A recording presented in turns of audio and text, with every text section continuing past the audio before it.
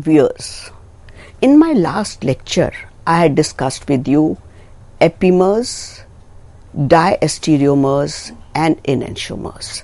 So from there we know that enantiomers are non-superimposable mirror images of each other. That is, they differ in configuration at each chiral carbon. Now supposing we are talking of a monosaccharide which has 2 or more chiral centers in it. For example, we can talk of erythrose, we can talk of glucose, we can talk of L-trose. So these stereoisomers which will differ in configuration at 2 or more chiral carbons, they are known as diastereomers. They may also differ at 1 chiral carbon, then in that case we say they are diastereomers. But when they are differing at only 1 chiral carbon, differing in what? Differing in configuration, we say this is a special sub-branch of diastereomers, that is, they are epimers. So what we mean here is, that is, when we are talking of diastereomers, we say diastereomers are stereoisomers which differ in configuration only at 1, 2 or more chiral centers, right? And when we are talking of epimers, we say that epimers are sub-branch of diastereomers. That is, they differ in configuration only at 1 chiral carbon. For example, you can see on your screens the example of galactose, D-galactose, D-glucose and D-mannose. First of all, why are these known as D? Because at the highest numbered asymmetric carbon in all the stereoisomers, OH is on the right hand side, so they have configuration D. And plus in the brackets indicates that all these are dextrorotatory stereoisomers. Now when we talk, I am comparing the structure of glucose with mannose, what do we find? That it is only at the first chiral carbon, that it has 4 chiral carbons, glucose 1, 2, 3, 4. Similarly, mannose also has 4 chiral carbons, 1, 2, 3, 4. What we find, that the configuration at only the first chiral carbon is different. At rest of the chiral carbons, the configuration is same. Hence, they are examples of epimers. And we know that epimers are sub-branch of diastereomers. That is, we can call this as diastereomers. But if you are given a question whether they are stereoisomers, that glucose and mannose are examples of stereoisomers, diastereoisomers, epimers. So your option is going to be epimers, because the nearest that we are coming to is epimers, that we know they are stereoisomers, since the configuration is different, that is, the arrangement of atoms in molecule in space is different. And then they are diastereomers also, because we know diastereomers are those stereoisomers which are not mirror images of each other and which can differ in configuration at 1 chiral carbon or more chiral carbons. Whereas epimers is a specific, that is, it is a sub-branch of diastereomers where we say that these stereoisomers are differing only at 1 chiral carbon. Now the question is, glucose and mannose are differing at carbon 2. So they are known as C2 epimers, right? Now if I compare glucose with galactose, then what you find, that glucose and galactose are differing in configuration at 4th carbon, right? So this is the chiral carbon in which the galactose has OH on the left hand side, whereas glucose has OH on the right hand side of the Fisher projection formula on the horizontal line. So these two are differing in configuration at the fourth carbon, so they are known as C4 apimers, right? So now we know what is the difference between an enantiomer. Enantiomers are those which will differ in configuration at each carbon, and they will be non-superimposable mirror of images of each other, and they will be optically active.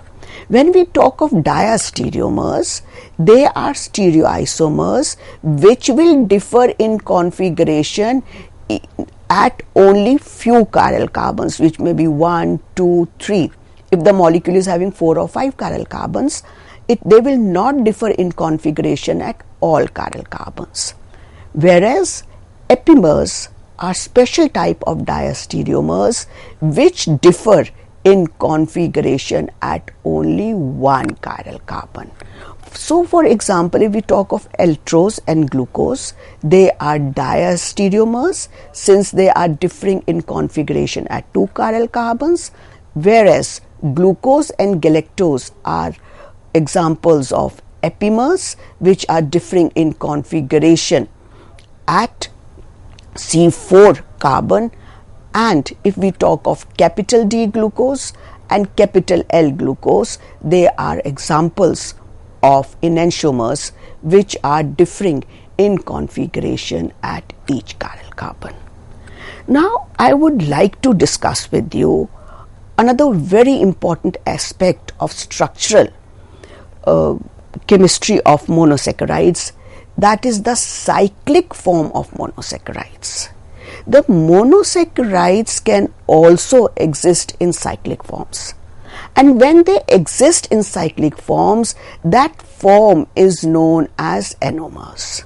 And now these anomers we can consider here that they are sub-branch of epimers, that is they are epimers which are resulting due to cyclization of a straight chain of a glucose molecule or a fructose molecule, of those molecules which are having 6 carbons in it to give us a cyclic structure, right? And then we say that they are anomers.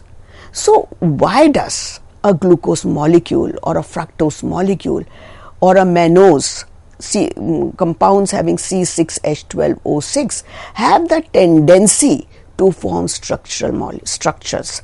Because we know that cyclic structures are more stable when compared to open chain structure. First thing, they are thermodynamically more stable.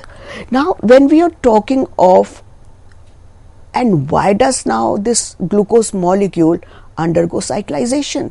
So before we go on to this, please try to remember that when an aldehyde reacts with an alcohol, it gives us a hemiacetal.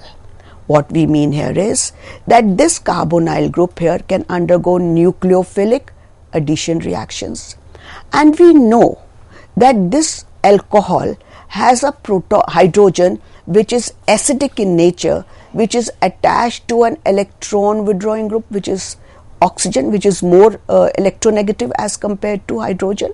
So this hydrogen can now go off as proton. So RO, alkoxy group, makes a bond with this this carbon, and proton forms a bond with this oxygen, resulting into formation of a hemiacetal. Right. So what is an hemiacetal? We say hemiacetal is a compound in which a carbon is attached to a hydroxyl group like OH and to an ether group which is OR. So sometimes you've heard that we also call glucose as a hemiacetal. Why do we do so? Now if you see the example or the structure of the glucose, what you find here is that this glucose has an aldehyde group and it has five alcoholic groups, 1, 2, 3, 4, 5. So that means it has the groups which are necessary for reacting to form a hemiacetal inside the molecule. That is, they are present inside the molecule. So what happens here is that one of the OH will react with the aldehyde group, resulting in a hemiacetal formation. That is, we'll get a cyclic hemiacetal. Now the next thing that you have to look into the structure, and maybe you could ask a question, that why is it that only the OH which is on the 5th carbon is reacting with the carbonyl group to form a 6-membered structure? Why not a 5-membered, why not a 4-membered, or why not a 3-membered? Why not either of these OH? Because you have to remember that when we were studying the cyclic structures of cycloalkanes, we found that the 6-membered rings are the most stable rings. They are thermodynamically most stable. So it is the OH which is on the 5th carbon which will make a bond with this carbon, resulting in a 6-membered ring. Now what we find here, that when we are carrying out this reaction, this oxygen will make a bond with this carbon, and this proton, this hydrogen, will make a bond with this OH. So what has happened here? We have again generated this carbon which was not chiral in this case. We have converted this into this chiral carbon. This carbon has become chiral now. Why so? If you look here, this is attached to a OH here, H here, and then it is attached here to an this grouping here. So that means we've generated another chiral carbon here. And if you remember, I told you just a few minutes back when we were doing a step-up reaction, or I'll repeat it here, that this is a planar structure.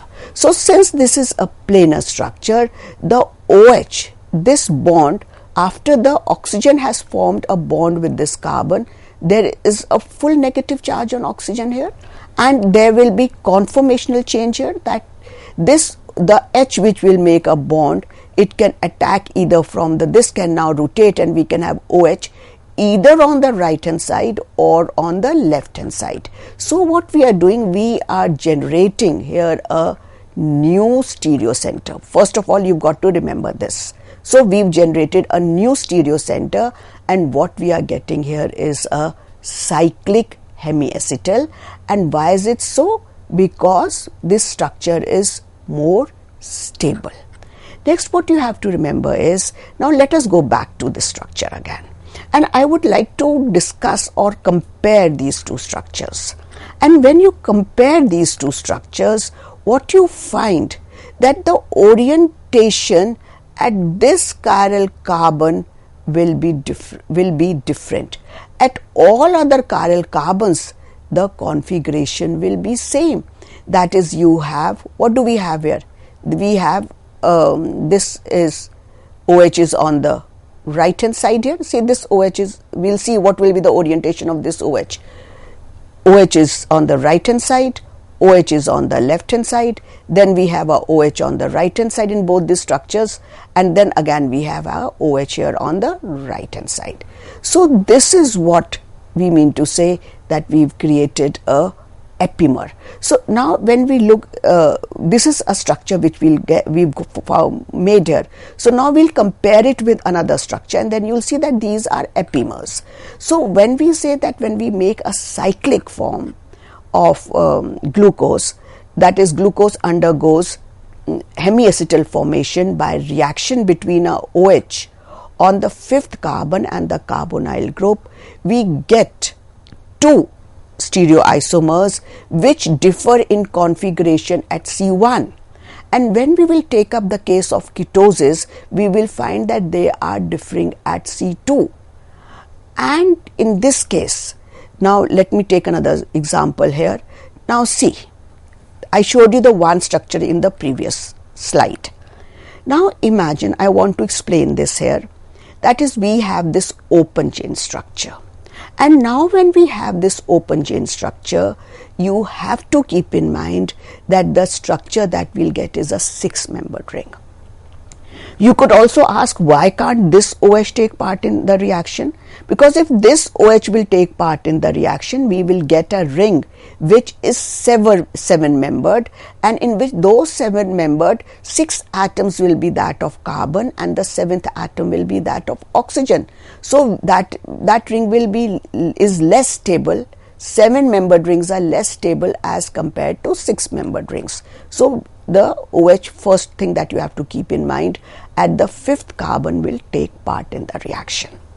Now see, when this oxygen will react with this carbon, because this is an example of nucleophilic addition reaction, the CO bond, which was double, will become single.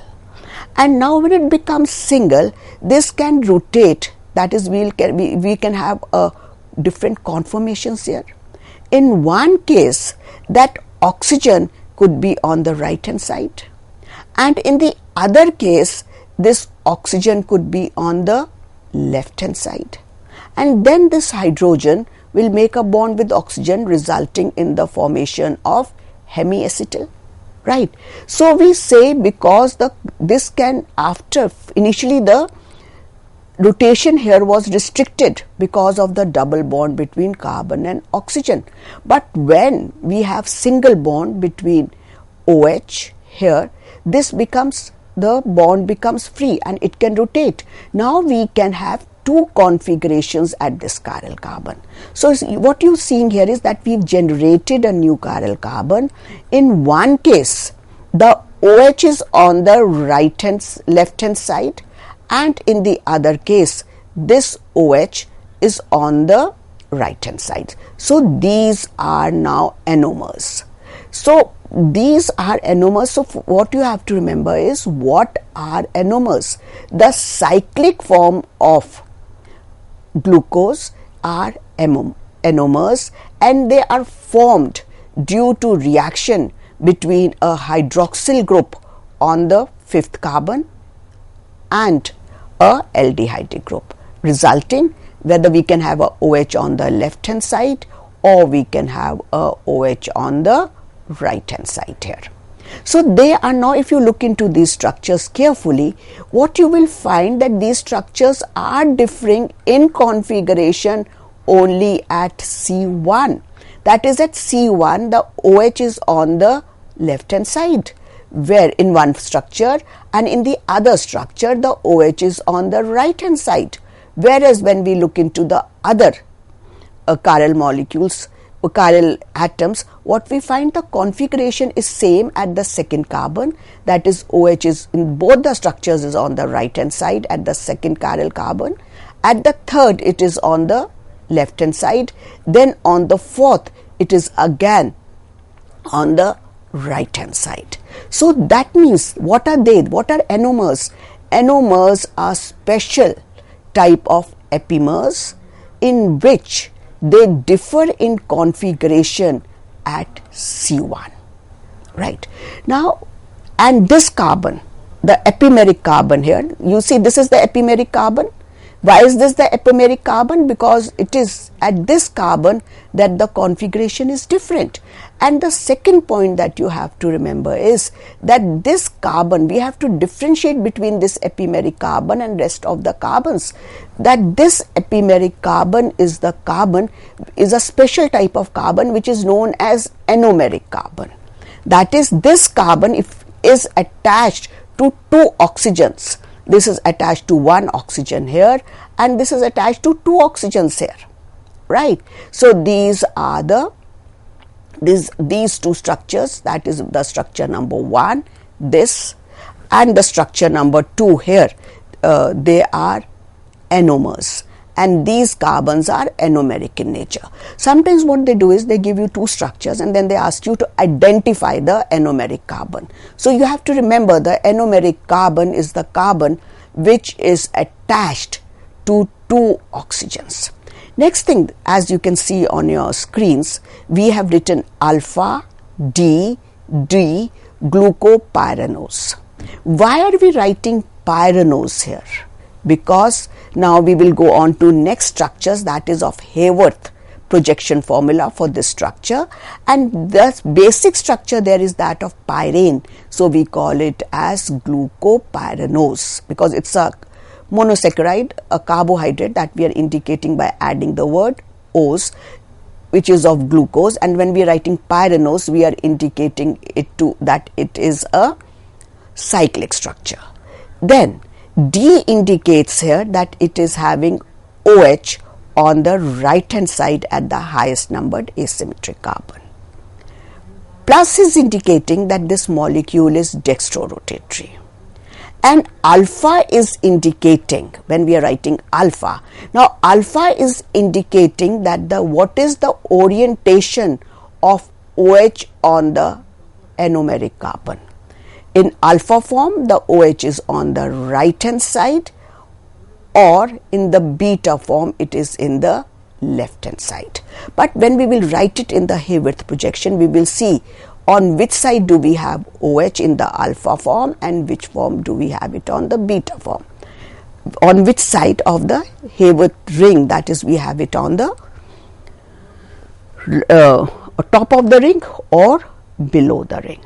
And second thing that you have to keep in mind, which is very, very important, the monomer of cellulose is beta D glucopyranose. That is, it is the beta anomer, therefore we are not able to digest it. Whereas when we talk of starch, it has alpha DD, alpha, that is the OH is on the right hand side. So what is the difference in the two forms? That is, one is digestible, other is not digestible. It is the configuration of the OH at the anomeric carbon. That is, one enzyme, a particular enzyme is not able to digest the beta form. You know that humans do not have the enzyme cellulase in them, therefore they are not able to digest this. So this was, I showed you how we are getting the cyclic forms. Now these cyclic forms can also be drawn as Haworth projections. So this is a Haworth projection, that is when we draw it in a cyclic form, and we know that a 6-membered ring is the most stable ring. Now see here again, you can see that the OH is on the right hand side on the highest numbered asymmetric carbon. So we are saying both the structures in Haworth are representing D form, whereas in alpha form, when the cyclization takes place, we find that, now first of all identify, ask yourself which is anomeric carbon. This carbon here is the anomeric carbon, since it is attached to two oxygens, 1 and 2, and this is the first carbon. And when we talk of this here, again this is the anomeric carbon. So what you have to remember when they ask you in Haworth structures, like which is the alpha form and which is the beta form. In alpha form, the OH is on the opposite side of this CH2OH group, whereas in beta form, this OH is on the same side. So this is where the configuration is different. So hence these are epimers. Whereas when we look at the second carbon, the OH is on the lower side of the ring. At the third carbon, the OH is at the upper side. On the fourth carbon, again it is on the lower side of the ring. So at each chiral carbon, and here what we find that this CH2OH here is on the top in both the molecules. So what we find that configuration at all other carbons, that is 2, 3, 4 and 5, is same other than the first carbon. So they are epimers, and since they are formed due to cyclization, they are special type of epimers, that is they are anomers. So now when we look at the Haworth structure, what does a Haworth structure represent? So see, now the thing is, you're not going to memorize that which OH is going to be on the top and which OH is going to be on the bottom. We have to have a certain rule, we have to simplify for ourselves. So first of all, what you have to remember is that when in the this formula we see these bold lines, what are these bold lines representing? These bold lines are representing that this edge of the ring, that this edge which is shown in bold lines, is closest to the observer, right? Then when you look at the structure of the molecule, so this is the open chain structure. This structure is, as you can see, the open chain structure, and here is the one where we are creating a chiral carbon. So this carbon will become the first carbon here in this case, which is your anomeric carbon and which is your anomeric carbon here. Now when we look at these two structures, what you have to remember that the OH which are on the right hand side will go below the ring, right, and the OH which are on the left hand side will go above the ring, right. So now we can have two possibilities here. In one case, if I have a alpha form, in that case at the anomeric carbon the OH will be on the right hand side, and which will be that OH, this which we are going to convert into a new asymmetric center, and this is my second carbon. So when I look at the second carbon, I find that OH at the second carbon, fourth carbon and the fifth carbon are on the right hand side. So these hydroxyl groups which are on the right hand side will go below the plane, right. So second and the fourth will go below the plane. They are going, hydroxyl groups are going here below the plane, and the third one is on the left hand side, so it will go above the plane, right. So at these positions the configuration is the same. Then at the anomeric carbon we'll have two configurations, the two orientations for these OH. So what you have to remember is, in beta the OH and the CH2OH are on the same side of the ring, they are cis to each other, whereas in alpha they are on the opposite side of the ring. So that is how you can easily make the Haworth projection for the glucopyranose structure, that is the alpha or the beta. What you have to remember, at beta the OH is at the top, in alpha it is at the bottom, and all the OH which are on the right hand side, that is at the second and the fourth, they will go below the ring, and at the third, since it is on the left hand side, it will go above the ring, above the plane here, above, right. So in my next lecture, now I shall be discussing the first monosaccharide, that is glucose, that is the properties of glucose with you. That is, first we'll discuss what is the relationship between glucose, galactose and fructose, and then we will go on to study the properties of monosaccharides. That we'll be doing in the next lecture. But I hope from this lecture the difference between the epimers and the anomer is clear, that epimer is a special type of sub-branch of a diastereomer, and when a molecule like glucose or fructose undergoes cyclization, they result in the formation of, what do you say, cyclic forms which are known as anomers, and they differ, aldoses differ in configuration at first carbon, and here I have shown you the structure for a fructose. This differs in configuration at the second carbon. Here, this is the first carbon, this is the second carbon, this is the first carbon, this is the second carbon, and this is the alpha form. Since the CH2OH and OH are on the opposite side for fructose, here it is the beta form, right, and configuration at each other carbon is same, and you can see the OH which are on the right hand side, that is this OH, it will be above the plane here, then this is below the plane, we are having it here. So this is how you can make the structures for fructose only.